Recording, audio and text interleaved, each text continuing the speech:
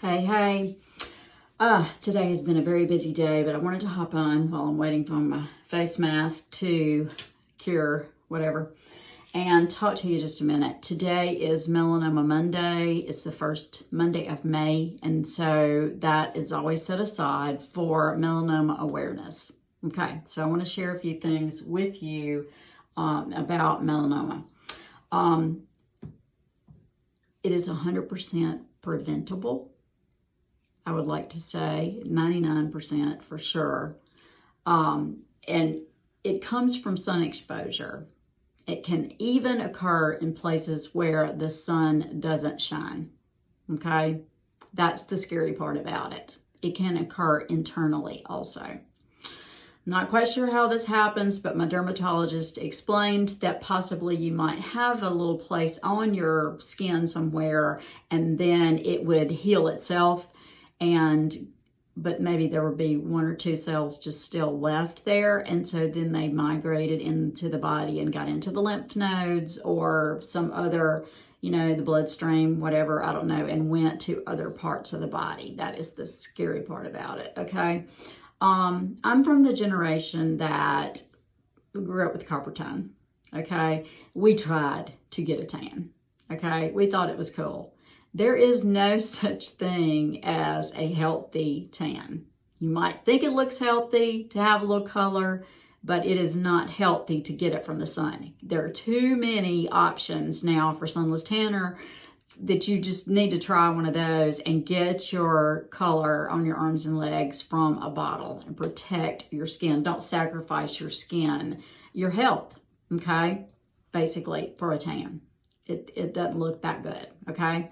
All right, so when you use a sunscreen, and I recommend highly a 50 if you're going to be outside for any length of time.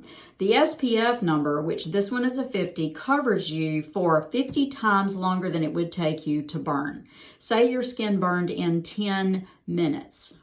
Then 50 times 10, that tells you how long you could maybe be in the sun with the 50 SPF on before you would burn, okay? It is also recommended for you to reapply every 2 hours, okay? Tell Siri to set a timer on your phone for 2 hours to remind you to reapply. Do not forget that. It's very important, okay? A physical barrier is also very good. I have several UPF shirts. You don't even have to worry about sunscreen unless you're, except for your hands and those areas that are showing your face, your hands, your scalp. Did you know that you could have skin cancer in your head, on your head? And it also, the sun ages your scalp 7 times faster than it ages your skin, which explains why possibly some people have, thinning hair. And of course, the thinner your hair gets, the worse the exposure to your scalp is.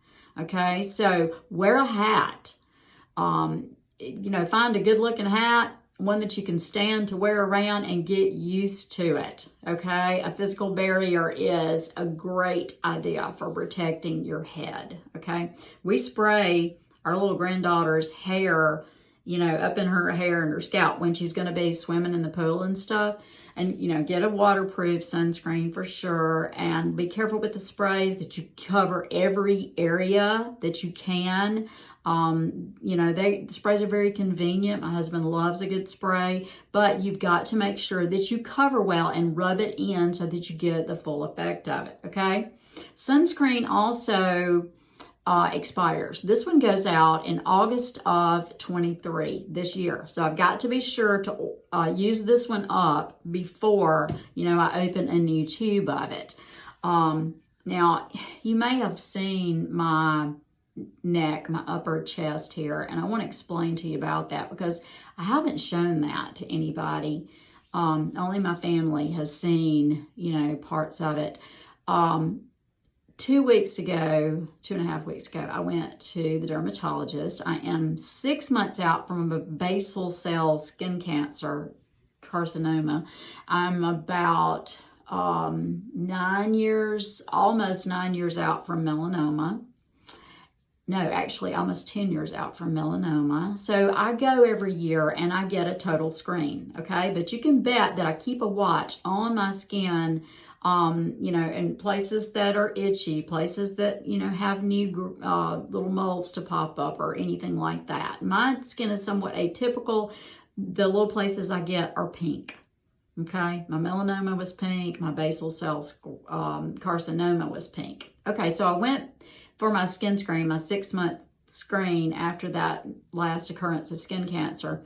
And I said, I've got a couple of places that are sort of itchy on my upper chest I want you to look at. And she did. And she said, yeah, there are so many of them that we really don't need to freeze those or cut them off. Let's try a chemo cream to see if that will take care of it. So I've been using this chemo cream for about 2.5 weeks. And this is what has popped up. Okay, all of these little red spots are pre-cancerous places that the chemo cream is dealing with.